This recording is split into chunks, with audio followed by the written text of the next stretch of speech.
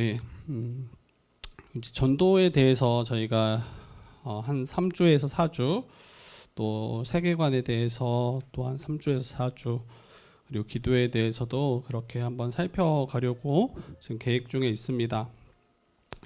이 전도는 저희가 이제 2학기 때부터, 그러니까 9월 달부터 좀 전도를 실제로 우리가 해야 되겠다.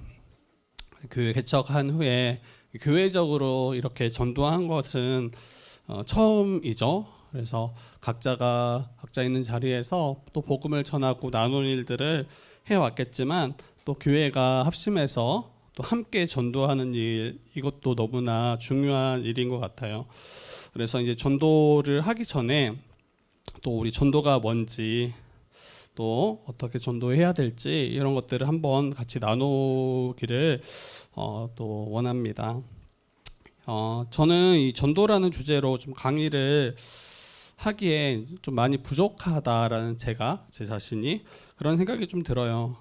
왜냐하면 제가 좀 이 전도에 대한 부담이 있었던 것 같아요. 그리고 두려움이 있었던 것 같아요. 그래서 좀 많이 어렵게 느껴지는 주제가 이 전도입니다. 그렇다고 해서 또 복음을 전하는 일을 아예 손 놓고 있지는 않았어요. 계속 제가 자라오면서 그 전도하는 기회가 있고 자리가 있으면 계속 전도해왔던 그런 좀 삶을 돌아보게 됩니다. 저는 이제 목회자이기 때문에 매주 이 말씀을 전하는 이 자리가 어찌 보면 또 전도의 자리이기도 해요. 26살에 사역을 시작하면서 매주 한 번, 또 그 이상의 기회를 가지고 복음을 잘 알지 못하는 분들, 또 교회에 오래 속해 있었지만 또 믿지 못하는 청소년, 청년들, 성도님들에게 이 복음 전하는 사역을 계속 지금까지 해왔죠. 그리고 저는 이제 대학생 때 괜찮았어요. 나도 괜찮아.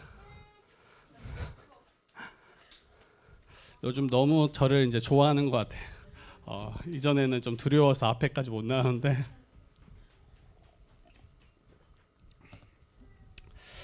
네, 그래 진짜 그 어린아이가 독사골에 손 놓고 자유롭게 그렇게 지내는 그 나중에 이말 그 하나님 나라가 지금 우리 교회에 좀 잘 펼쳐질 수 있으면 좋겠다. 그래서 강대상에 와서 이 같이 이렇게 있어도 전혀 아무렇지 않는 이제 그런 걸 만들어가고 싶은데, 하여튼 우리의 부족함이죠.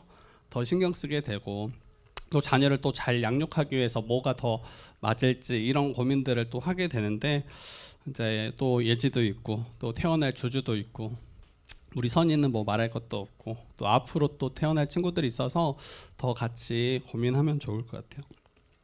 그래서 전도를 제가 손 놓지는 않았어요. 저는 CCC라는 그 대학생 선교회에서 이 대학 시절을 보냈는데 한 4년 정도 계속해서 이제 그 단체를 통해서 훈련을 받고 전도 훈련도 받았어요. 전도에 관해서 훈련도 받고, 또 이제 사형리, 여러분 잘 아시죠? 사형리를 들고 이제 캠퍼스를 누비기도 하고, 그리고 이제 시내 고속버스 터미널 이런 데도 가서 같이 이제 함께했던 순원들이나 또 순장님들이랑 같이 전도했던 기억이 있어요. 그리고 필리핀, 중국, 인도 몇 개 나라 단기 선교 기회가 있으면 나아가서 이제 그렇게 선교했던 기억도 있고, 그리고 상가를 돌아다니면서 상가에 들어가서 이제 전도했던 기억도 있고, 그리고 한 책의 사람들 간사로서 이제 전도사님들 우리 신대원을 방문해서 성경을 계속 이제 가르치고 또 복음을 가르쳤던 그 모든 게 이제 전도와 연결이 됩니다. 전도입니다. 그래서 분명 복음을 전했지만 또 전하고 있지만, 그런데 한편으로 이 전도에 대해서 뭔가 아쉽다라는 생각이 드는 것도 사실이에요. 왜 그럴까 생각해 보면 이 전도가 제 일상의 삶에서 온전히 자연스럽게 실천되는, 또 행해지는 그러한 일은 아닌 것 같더라고요. 뭔가 이 사역의 장이 열려야만 큰 마음 먹고 이렇게 해왔던, 그게 제게는 전도였던 것 같아요. 그래서 뭐 이웃 주민들에게 제 뭐 옆집이나 아니면 함께 있던 지역 주민들에게 이 복음을 전하는 그러한 일들은 잘 감당하지 못했던 거죠. 그리고 뭐 최근에도 계속 아침마다 마주하는 분이 한 분 계세요. 이제 우리 선이를 제가 등교를 많이 도와주는데 등교할 때 선이의 친구의 아빠를 계속 마주쳐요. 근데 아직 인사도 못 나눴어요. 분명히 알아. 서로가 선이의 아빠인지 또 그 친구의 아빠인지 알아. 근데 늘 약간 한쪽에 한편에 뭐 인사를 못한 거는 뭐 그렇다 쳐도 이 복음을 전하고 싶은 마음들이 약간 일어나더라고요. 근데 그러려면 먼저 인사를 하고 그래야 되는데 제 이제 뭐 성격도 그렇고 이게 잘 안 되는 거예요. 이렇듯 이제 복음을 계속 전해왔지만 한편으로는 이 전도라는 것이 제 일상의 삶에서 아주 자연스럽고 그러한 일이 아니었다라는 측면에서 이 전도를 제가 강의하는 게 뭔가 딱 맞지 않다라는 생각이 들기도 했습니다. 그런데 여러분 뭐 구원받은 신자인 우리 꼭 목회자 아니더라도 구원받은 성도인 우리가 이 전도는 우리 삶에서 이제 뗄래야 뗄 수 없는, 왜냐하면 우리가 이 복음 때문에 누군가 우리에게 이 복음을 전해줬기 때문에 우리가 믿고 또 교회에 속해서 이 하나님 나라를 소망하며 살아가게 되는 거잖아요. 그래서 우리가 이 큰 은혜를 받은 자로서 또 우리 주님이 우리에게 이 복음을 전하도록 명하셨을 때 이것을 계속 외면할 수 없는 거죠. 그래서 어떤 이들에게는 이 전도가 굉장히 무거운 짐처럼 그렇게 느껴지기도 할 것이고, 어떤 이에게는 이 전도가 정말 기쁘고 복되고 너무나 기다려지고 기대가 되는 일처럼 이렇게 느끼는 분들도 있어요. 뭐 최근에 우리 수련회 갔을 때도 그런 분을 만났죠. 그리고 제 주변에 그 한 목사님이 계시는데 그 목사님은 매일 뭐 아침 저녁으로 산을 오르세요. 최근에도 이제 선이랑 제가 같이 산을 올랐는데 항상 주머니에 그 전도할 수 있는 용품이 항상 주머니 갖고 계세요. 그래서 운동하러 올라가시면서 마주하는 분들마다 인사를 하세요. 누군지도 모르는데 인사를 하세요. 안녕하세요 막 이러시고, 그러면서 약간의 관계가 형성되면 여지없이 예수님 믿으시라고 이렇게 실천하는 것을 가까이서 제가 보기도 합니다.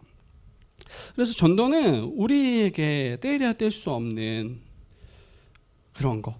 그렇더라면, 가능하면, 할 수 있더라면 이 부담보다는, 이게 어려움보다는, 짐보다는 좀 기쁨과 감사함으로, 기대함으로 이 일을 감당하면 너무 좋겠다라는 생각이 듭니다. 근데 뭐 성향상 모두가 다 똑같을 수는 없을 것 같아요. 그런데도 부담을 가지면서도 이 일을 감당하는 게 이게 옳다라는 생각이 듭니다. 그래서 우리는 전도에 대해서 어떻게 생각하는지, 그리고 우리는 이 복음을 전하는 이 기쁨을 알고 있는지. 저는 이제 개인적으로 최소 한 50명에서 60명 우리가 이 땅을 살면서 5, 60명 정도는 복음을 전해야 한다는 생각이 들어요. 왜냐하면 최소 1년에 한 명 정도를 생각하면, 지금부터 하더라도 여러분 한 80세까지 살 거 아니에요. 90세, 뭐 요즘 100세 시대인데. 근데 1년에 한 명도, 이게 그분이 교회로 우리 교회 출석하는 거 상관없이 제대로 복음을 전하고 또 그를 위해서 기도할 수 있는 영혼이 최소 50명, 60명 정도는 돼야 되지 않을까라는 생각이 들어요. 또 그 가운데 회심하게 된다면, 그 가운데 하나님의 백성으로 참여하게 된다면 이것만큼 영광스러운 일은 없겠다. 그리고 주님 우리 다시 뵐 때 그때 부끄러움이 없겠다라는 생각이 듭니다. 그래서 이제는 더 이상 피할 곳이 없는 것 같아요. 저도 벌써 이제 40 중반인데 인생의 절반을 살았는데 핑계할 수가 없는 거죠. 핑계할 수. 그리고 혹시 저처럼 좀 내향적이거나 좀 이렇게 뭔가 어려워하는 분들이 있더라면 이를 좀 같이 도울 수 있는 게 이제 교회인 것 같아요. 교회가 함께 장을 만들고 여러분들이 용기를 낼 수 있도록 그렇게 격려하고 또 함께 이 일을 감당함으로 이 전도의 이 사명을 감당하는 것, 이게 또 교회가 힘써야 되는 일입니다. 그래서 여러분 전도가 무엇인지 뭐 다 아시겠지만 그래도 다시 한번 좀 정리하고 한번 들어가 보겠습니다. 여러분 전도란 이 전하는 도를 전하는 거예요. 도를 뭐 도를 아십니까? 이거 아니죠. 여기서 말하는 도 뭐 같은 뜻이에요. 진리를 말하는 겁니다. 진리. 이 진리를 전하는 건데 기독교에 있어서 우리 교회에게 있어서 이 도는 하나님 나라의 복음이죠. 그리고 예수 그리스도의 그 십자가 복음을 말합니다. 이 창조와 타락, 구속, 완성. 이 복음의 이 메시지가 이 진리입니다. 그래서 이 하나님 나라와 예수 그리스도의 복음, 이 진리를 가르치고 전하는 것이 이 전도가 됩니다.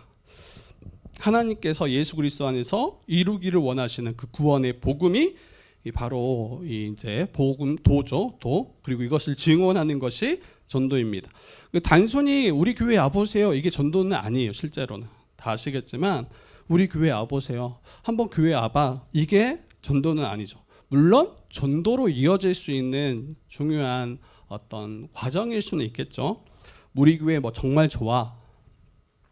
뭐 우리 교회 목사님 또 우리 교회 분위기가 좋아. 이거는 실제로는 전도는 아니에요.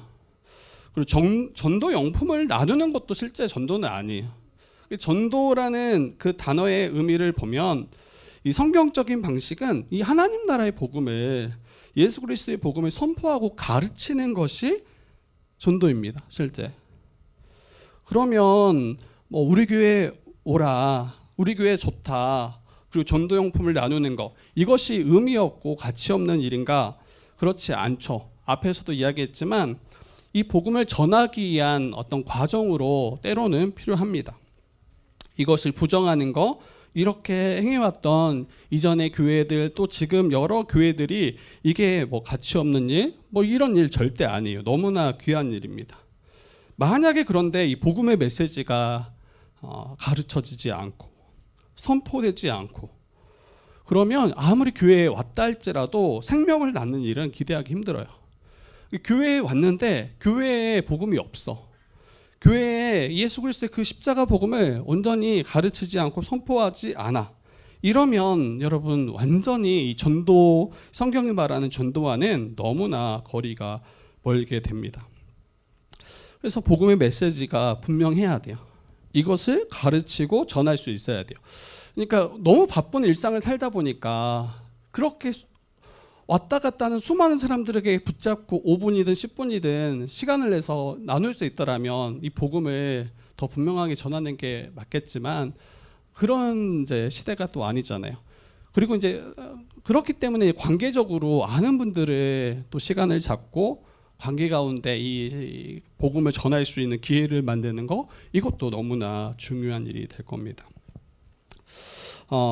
예수 그리스도 그 하나님 나라 그리고 죄와 사망, 심판 이러한 복음의 그 내용들을 나눌 수 있어야 돼요.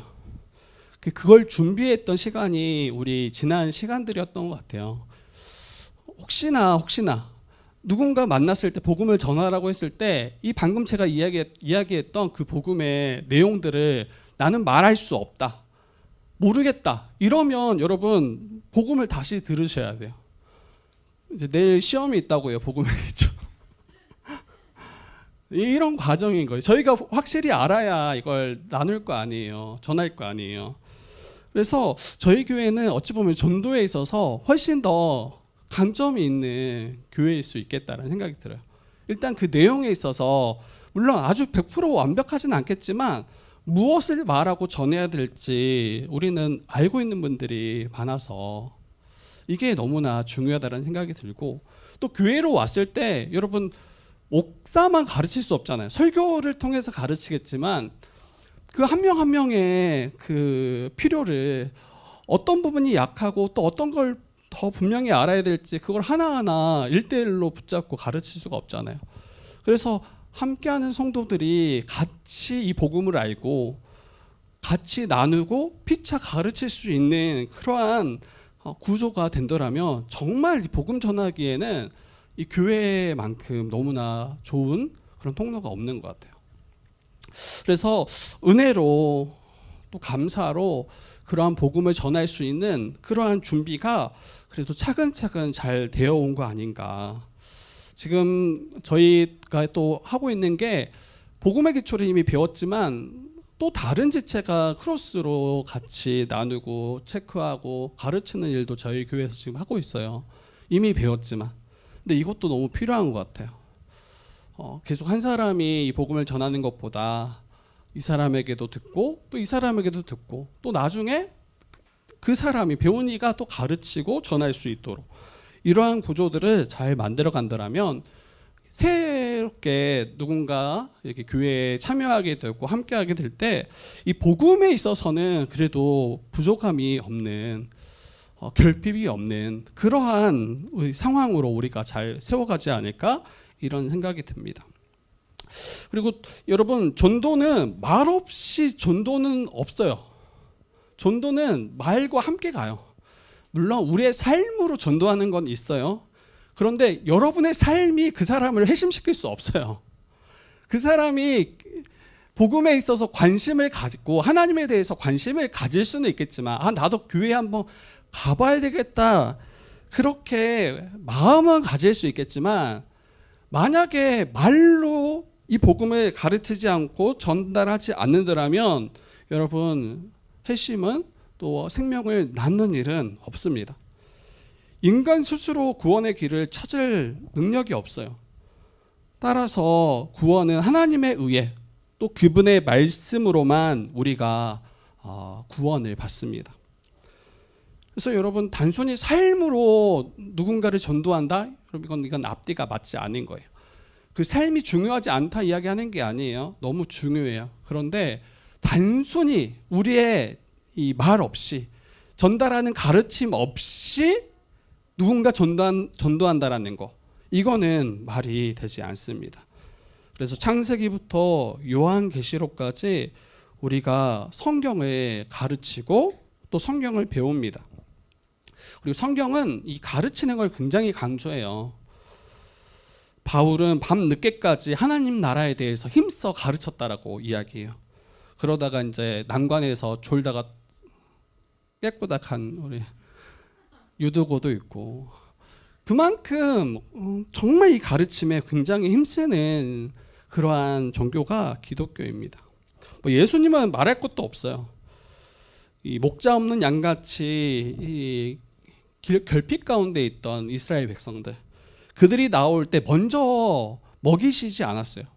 먼저 육신의 필요를 단순히 채우는 거에 그치지 않았어요. 어떻게 하셨습니까? 말씀을 가르치셨어요. 하나님 나라의 이 복음을 힘써 가르치셨어요. 그리고 나서 물고기와 또 보리떡을 가지고 그 수많은 사람들의 육적으로도 먹이셨던 일들을 보게 됩니다. 이처럼 여러분 말로 복음을 전하는 거예요. 어떤 분은 스스로 내가 예수 믿었다. 스스로 내가 하나님께 나왔다. 이렇게 말하는 분이 혹 있을 수 있어요. 스스로 교회에 올 수는 있죠. 그런데 성경 없이 누군가 가르쳐주는 이 가르침 없이 어떻게 예수님을 알고 어떻게 생명으로 나아갑니까? 불가능한 이야기예요. 이게 다 은혜예요. 다 은혜. 그래서 여러분 말로 전하셔야 돼요. 말로 전하셔야 됩니다. 그리고 여러분 기회가 오면 이 말로 전할 수 있었으면 좋겠어요. 그리고 기회가 오면이란 말도 이따 잠깐 하겠지만 무작정 기다리는 게 기회가 오지 않아요. 무작정 기다리면 막 모든 환경에 다 이제 복음을 전할 수밖에 없는 환경. 여러분 그런 거 없어요. 여러분들이 기도하셔야 돼요. 구하셔야 돼요. 복음의 그 길이 열리도록. 바울도 이 복음을 전하도록 얼마나 열망하고 얼마나 간절히 원했을 때 전도의 문이 열리도록 간절히 기도했던 그 바울을 보게 돼요. 우리도 마찬가지여야 합니다.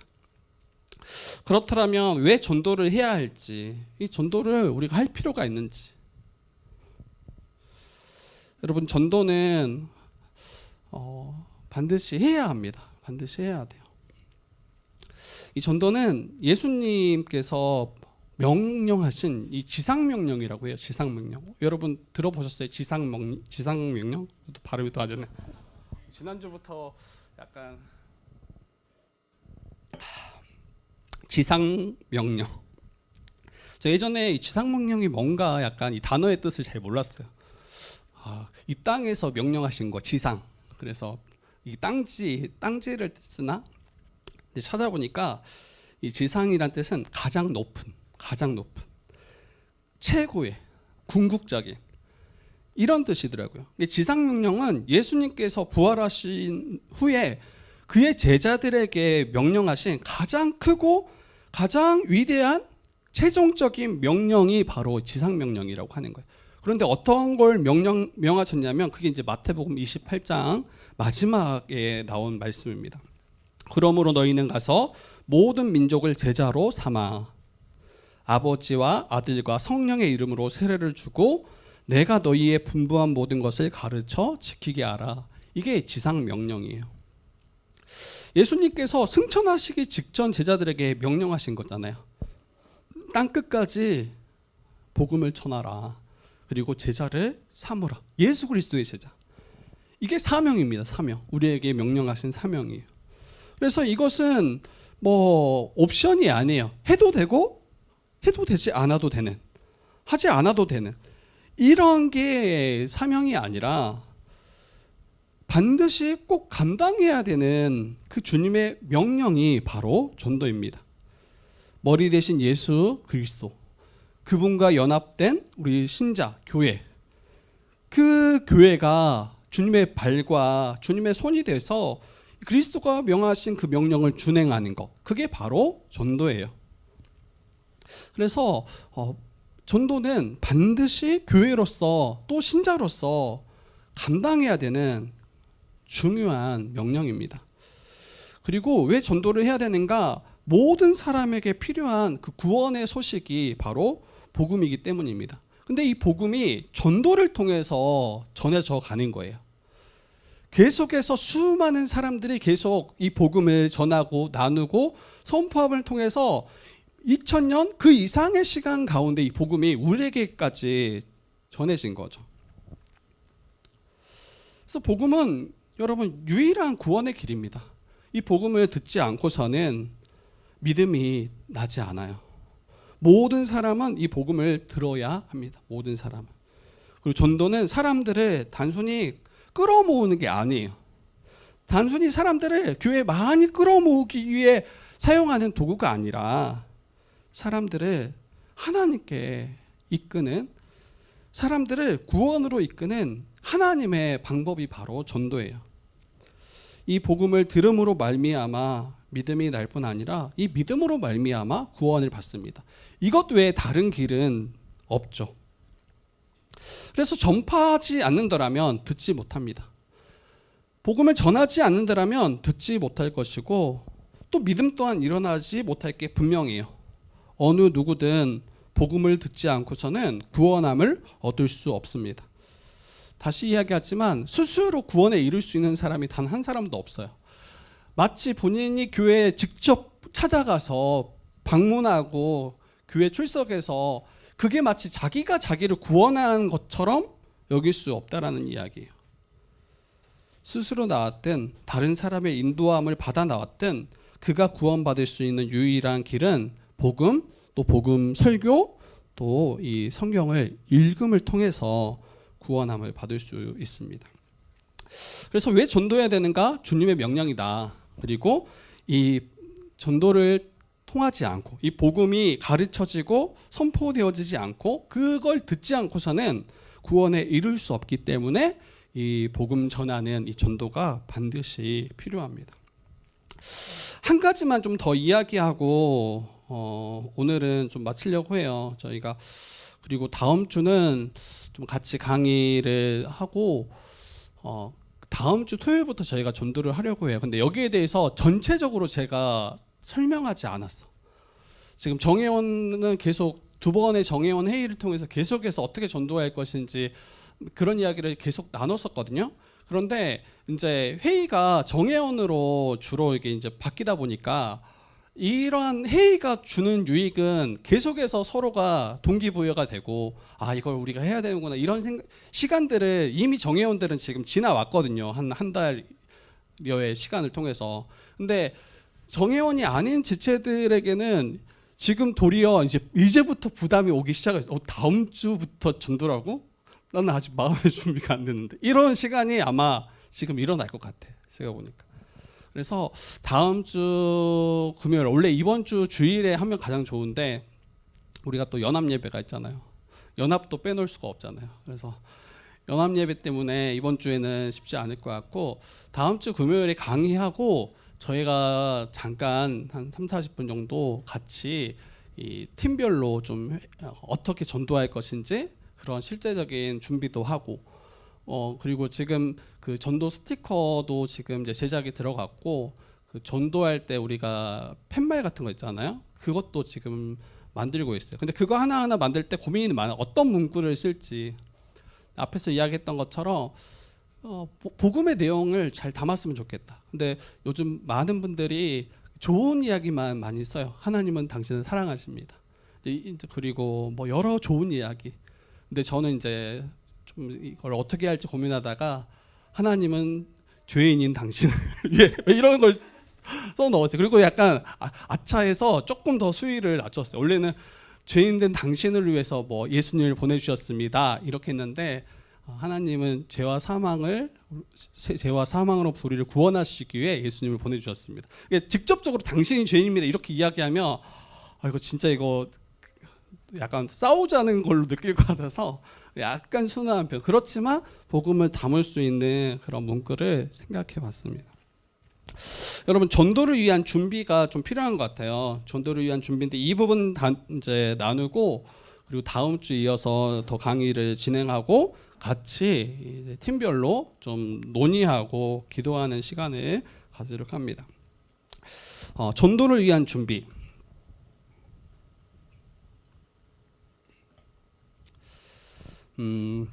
여러분, 전도를 위해서 준비해야 되는데 가장 먼저는 이 두려움을 좀 극복해야 될 것 같아요. 두려움.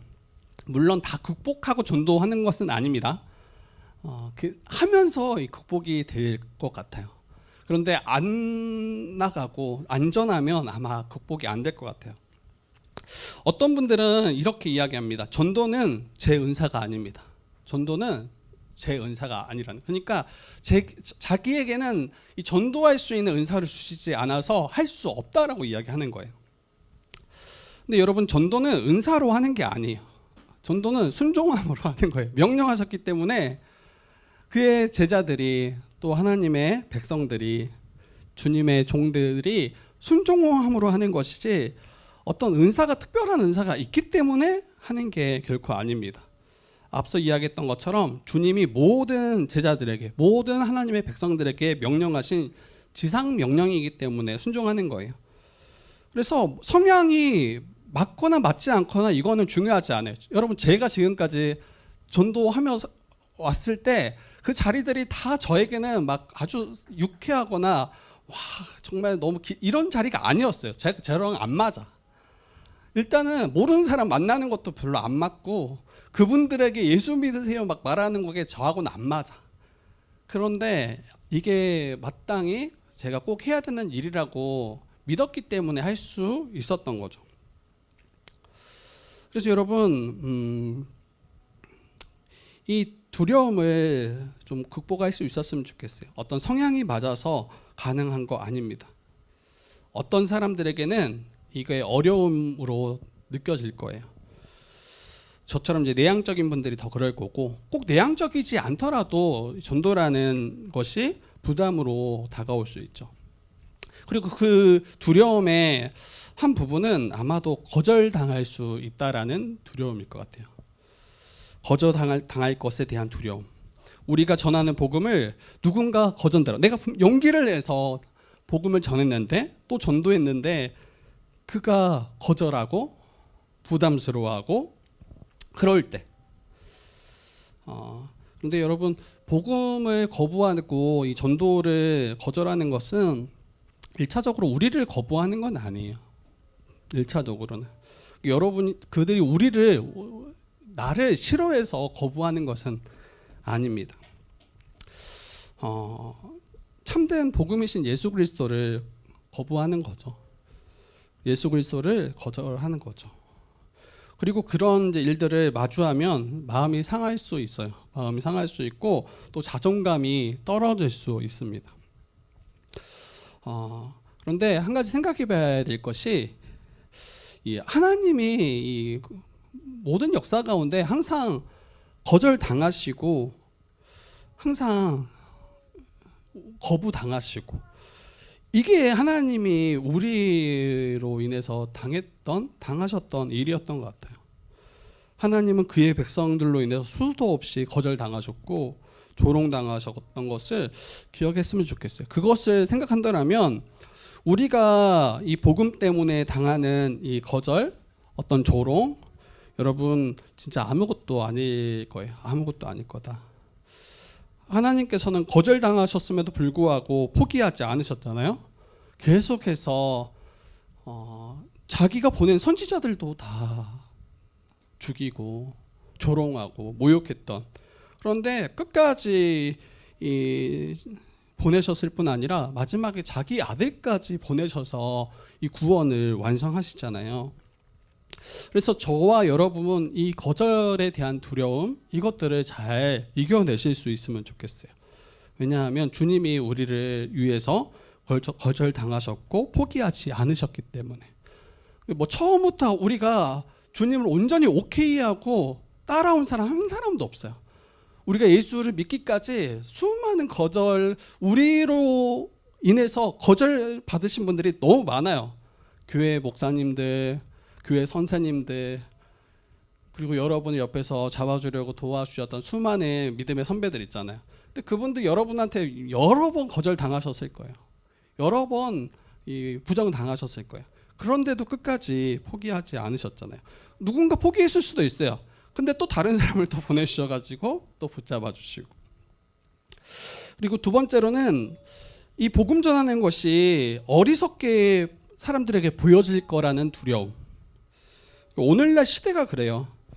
이 세상은 이 종교라는 영역을 사적인 영역이라고 생각합니다. 그러니까 공적으로 누군가에게 복음을 전하고 전도하는 것을 굉장히 어리석은 일이고 이 민폐가 된다라고 생각을 해요. 그러니까 이게 공적인 영역이 아니에요. 사적인 영역, 자기의 뭐 감정, 이 정도로 취급을 합니다. 그래서 사회에서 복음을 전하고 예수 그리스도를 이야기하는 거, 교회에 대한 이야기를 꺼내는 거, 약간 금기시하고 또 이것을 하는 이들을 좀 민폐라고 여깁니다. 그리고 조금 더 이게 지나치면 이제 광신자 이렇게 여기죠. 종교에 빠진, 뭐 마치 사이비에 빠진 그런 광신자들로 취급하는 경우들이 주변에 있는 것 같아요. 이러한 두려움들이 있는 거죠. 사람들에게 그런 식으로 자기가 비춰지는 게 싫은 거죠.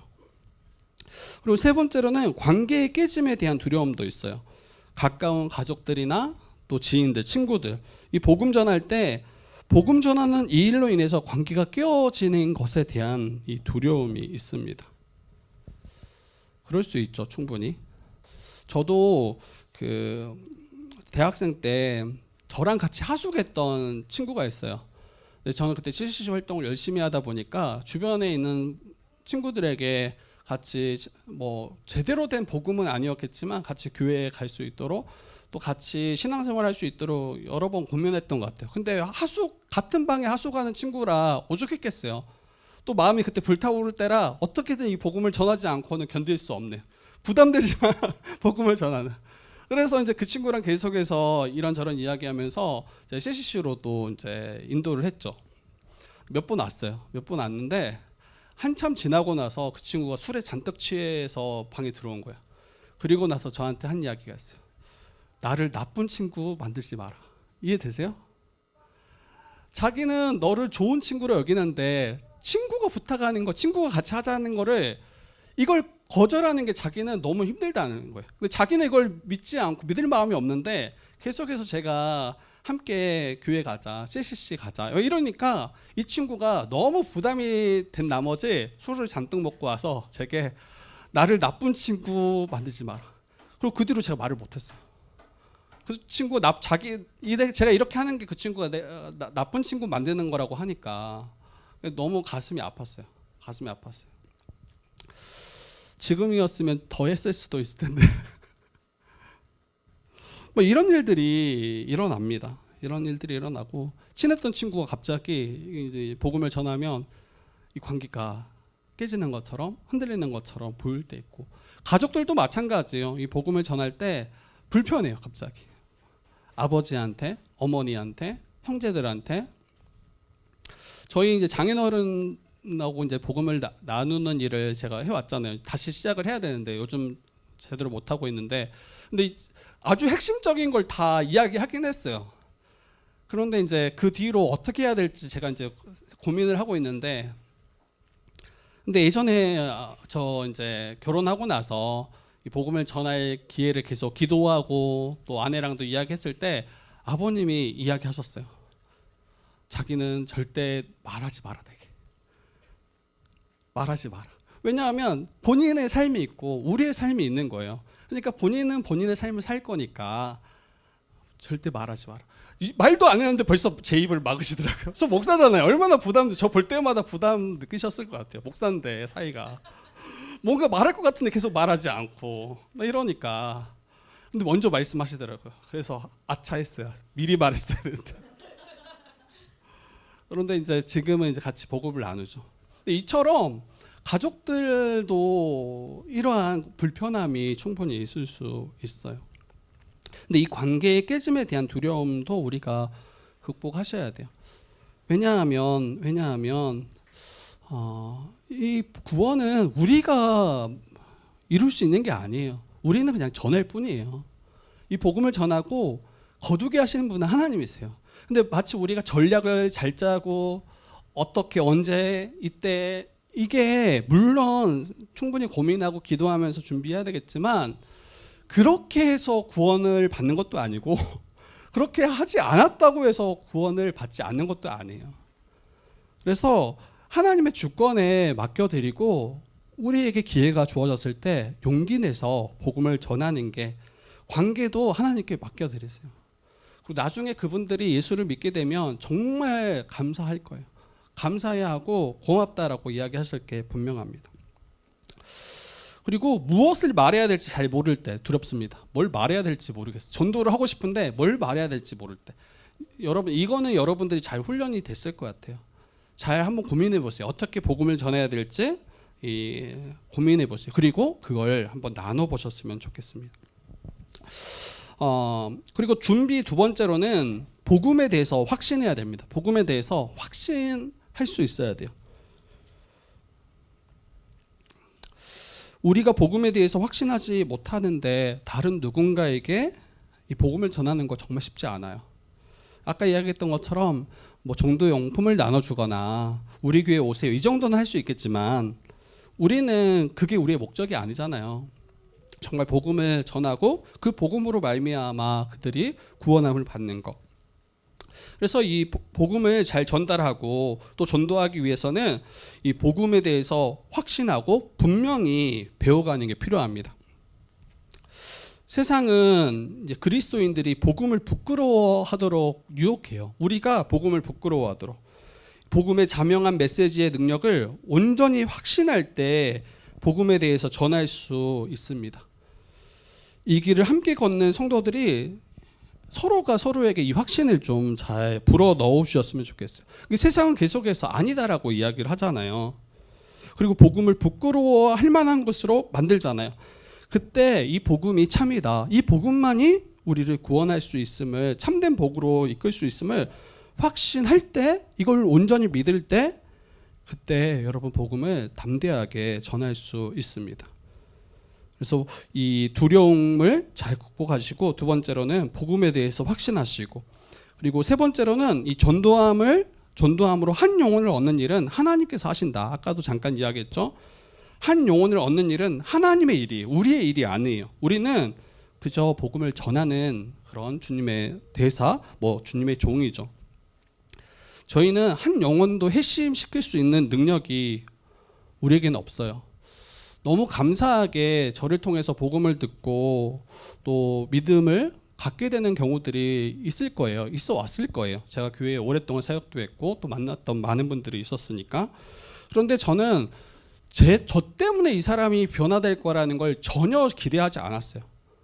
저는 저를 알아요. 제가 그만한 매력 있는 사람도 아니고 제가 어떤 능력 있는 사람도 아니고, 근데 한 가지 분명했던 거 계속 이야기했지만 이 복음 자체가, 이 복음이 살아있고 능력이 있기 때문에 우리를 구원에 이르게 합니다.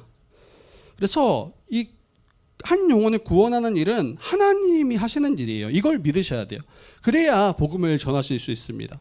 나를 볼 때는 그럴 능력이 없다니까요. 나를 볼 때는 그러기에 합당하지도 않고 능력도 없는데, 만약에 우리의 어떠한 역량이나 실력이나 이런 것들을 의지해서 언변의 탁월함, 여러분 그런 걸로 바뀌지 않아요.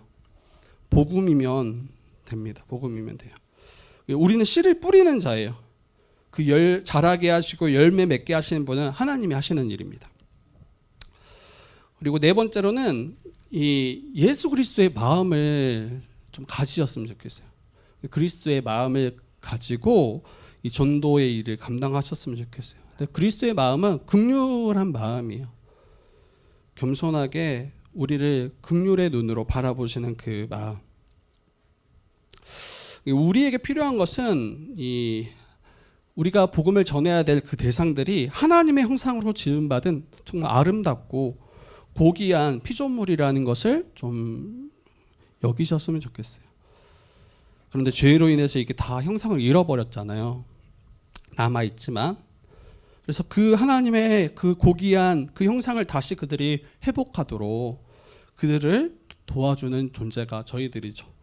그래서 그들을 긍휼의 마음으로 바라보셨으면 좋겠어요. 근데 복음을 전할 대상들이 항상 뭐 괜찮거나 항상 뭐 그런 나이스한 사람들이 아니에요. 어떤 분, 근데 그런 분들만, 여러분의 말을 잘 들어줄 법한 분들만 찾아가는 게 아니라 하나님의 형상을 찾아보기 힘든 그들에게도 긍휼한 마음을 가지고 다가가실 수 있어야 되죠. 그래서 그리스도의 마음으로 사람들을 바라볼 수 있었으면 좋겠습니다. 그리고 다섯 번째로는 이 복음으로 인한 선한 삶이 우리에게 잘 나왔으면 좋겠어요. 드러났으면 좋겠어요.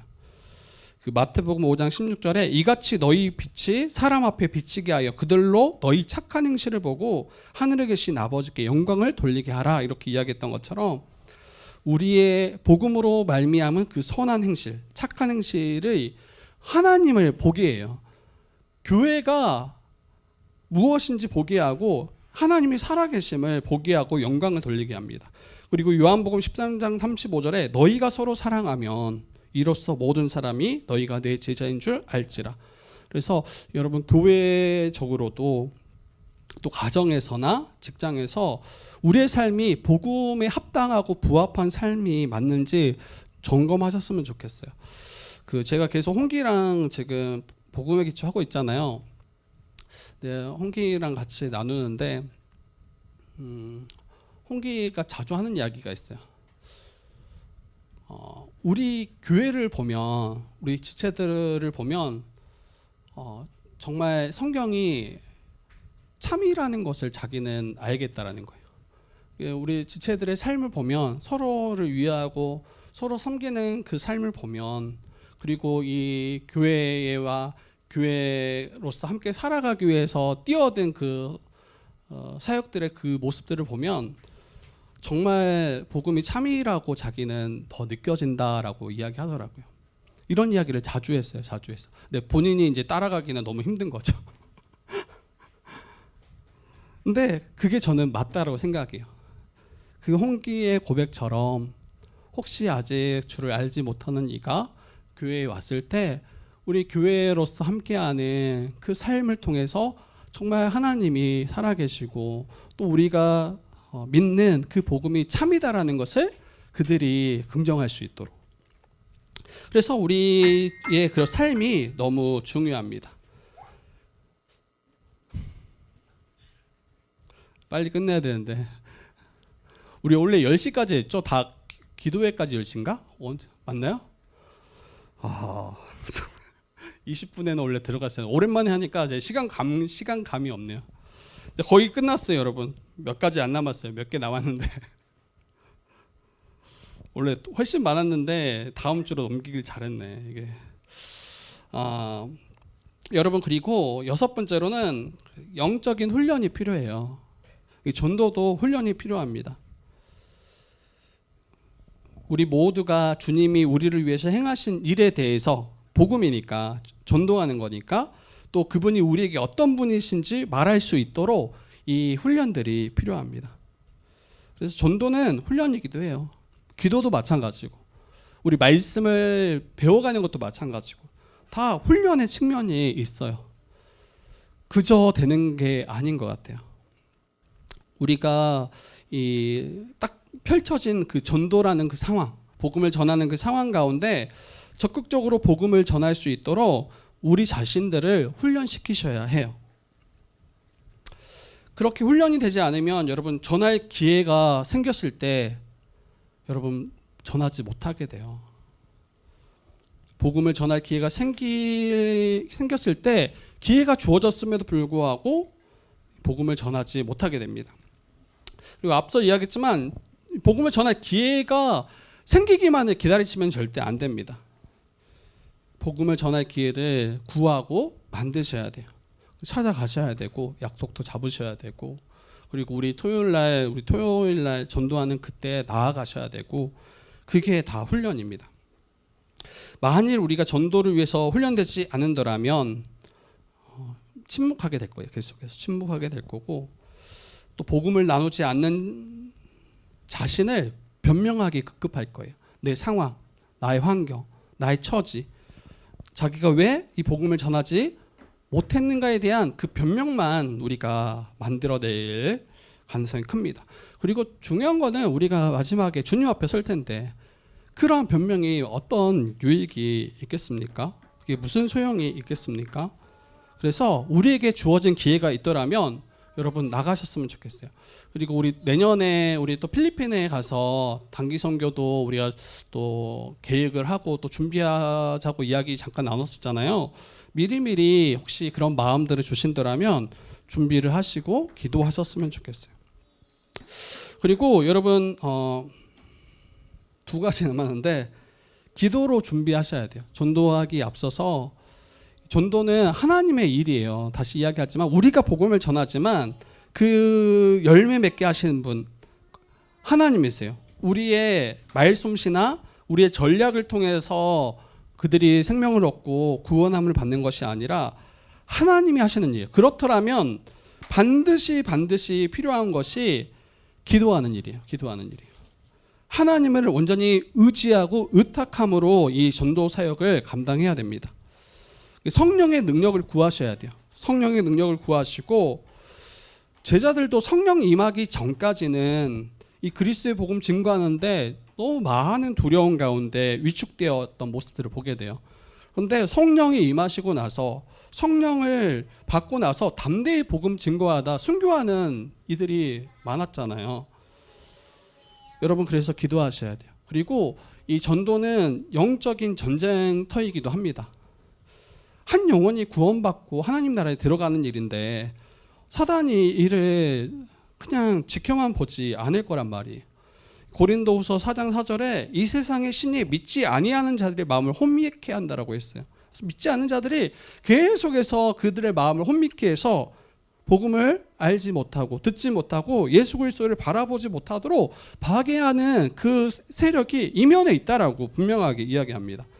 그래서 기도 없이 전도의 현장에 나아가는 거는 여러분 완전히 무방비 상태에서 얻어 터지려고 나가는 거예요. 진짜 가서 이제 목사님 못하겠어요. 목사님 가니까 사람들이 막 전도지 줬는데 막 집어 던져. 여지없이 낙심하고 실망하고 돌아와서 목사님 저 이제 안 돼요. 저 못하겠어요.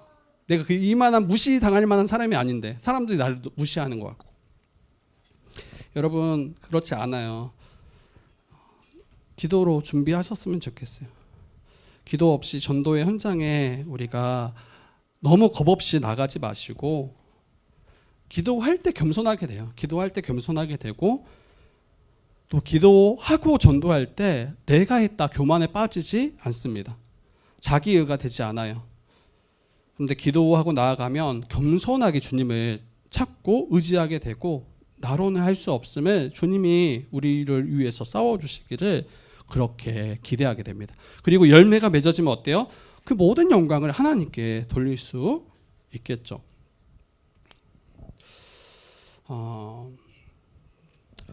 그리고 마지막으로 복음을 전할 때 낙심하지 마셨으면 좋겠어요.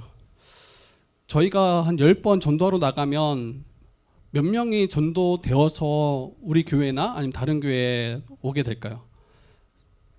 저는 한 명도 없을 가능성이 크다고 생각하긴 해요. 이건 뭐 부정적이가 아니라 여러분 저는 있었으면 좋겠어요. 그리고 그래서 기도해야 되겠지만 그런데 혹 한 명도 없을 때 뭐 1년 동안 했는데 우리가 나가서 노방전도하고 이런 걸 통해서 한 명도 혹시 돌아오는 영혼이 보이지 않을 때 그때 여러분 낙심하게 됩니다. 이 낙심은 언제 일어나냐면 아무 일도 일어나지 않은 것처럼 보일 때 이때 찾아와요. 제가 이야기했잖아요. 열심히 그 친구를 위해서 제가 복음을 전했는데 전도하려고 했는데 돌아오는 이야기는 내가 너 때문에 나쁜 친구가 됐어. 뭐 이런 이야기 들려오고 제가 예전에 저희 외할아버지 전도하려고 저희 그 손자들이 진짜 저희 외할아버지 전도하려고 돌아가면서 할아버지에게 찾아갔던 기억이 있어요. 누가 시킨 게 아니에요. 근데 저희 파주 외삼촌 그 자녀들도 그렇고 또 저희 큰 외삼촌 자녀들도 그렇고 항상 내려오면 외할아버지에게 복음을 전하려고 진짜 힘썼어요. 저도 약간 그 외할아버지가 복음을 아직 모르고 또 믿지 않으셨기 때문에 전도하라고 찾아갔어요. 제가 CC맨이었잖아요. 그래서 사형리를 딱 들고 그때 큰 사형리 있어요. 어른들을 위한 글씨 잘 보이게끔 그거 갖고 가서 할아버지 이거 같이 한번 읽어보자고 제가 복음을 전했어요. 할아버지가 잘 따라오시는 거예요. 아마 손자니까 그래도 따라오신 거죠. 근데 마지막 영접 기도문에 절대 이야기 안 해요. 절대 입을 안 여세요. 그리고 나가시더라고요. 그리고 제가 할아버지 하루 쫓아가니까 쫓아오지 말라고.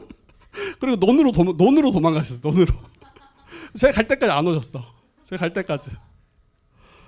여러분 이런 일들이 일어나요. 근데 마지막에 할아버지 돌아가시기 전에 물론 이제 계속 우리 이제 자녀들이나 손자들이 계속 복음을 전해서 마지막에는 영접하셨거든요. 근데 정말 오랜 시간이 지나도 때로는 열매 하나가 안 보일 때가 있어요. 근데 그때 낙심하지 마세요. 우리 때에 다 이루고 싶다. 그리고 우리가 딱 한 번 나가면 한 번에 딱 백발백중 나갈 때마다 한 영혼씩 막 전도돼서 돌아와. 여러분 너무 감사하겠지만 그렇게 안 된다 할지라도 그분들이 나중에 또 누군가를 통해서 그러니까 우리는 그 과정 가운데 있다라는 생각이 들어요. 그리고 어떤 분들은 우리 교회에 꼭 오시게 되면 그분은 저희가 전했던 어떤 그 전도를 통해서 그것만 통해서 오신 게 아니라 이미 앞서서 수많은 사람들의 기도와 또 수많은 사람들이 그들을 위해서 전했던 그 복음이 열매 맺어서 오게 된 경우가 훨씬 많을 거예요. 그래서 저희들도 그 과정들을 그 중요한 그 하나의 과정들을 감당할 수 있으면 충분하다라는 생각이 듭니다. 이런 관점에서 보면 실패된 전도는 없어요. 실제로는 전도 가는데 오늘도 실패했어. 오늘도 꽝이야. 여러분 이런 거 없고 전도가 계속 우리의 복음은 전함을 통해서 반드시 열매 맺는다. 이런 좀 믿음을 가지고 나아가셨으면 좋겠어요. 결과를 보면 실패한 것처럼 보일 수 있어요. 근데 주님이 저희들에게 바라시는 거는 지금 당장 열매 맺는가를 기대하시는 게 아니라 지금 복음을 뿌리고 있냐, 지금 이 복음을 전하고 있냐, 이거를 우리에게 물으시고 보실 것 같아요. 왜냐하면 이 복음이 생명력이 있고 이 복음으로 말미암아 심겨진 그 복음이 열매 맺을 것이기 때문입니다. 그래서 여러분 우리에게 중요한 것은 당장 눈앞에 맺은 열매가 아니라 복음을 전하는 것, 이게 훨씬 중요합니다. 그리고 나머지 결과는 열매는 하나님이 행하시도록 우리는 맡겨드리고 나아가면 됩니다. 그래서 여러분 우리가 앞으로 할 전도들은 다 성공했다고 보시면 돼요. 성공했다. 그것 때문에 마음 상하실 필요도 없어요. 정말 힘써서 복음 전하는 것으로 기뻐하고 감격하고, 그리고 나중에 시간이 지났을 때 그 열매들이 맺혀진 걸 통해서 저와 여러분들의 입술에서 아름다운 그 간증이 나중에 나누어질 수 있으면 너무나 좋겠습니다.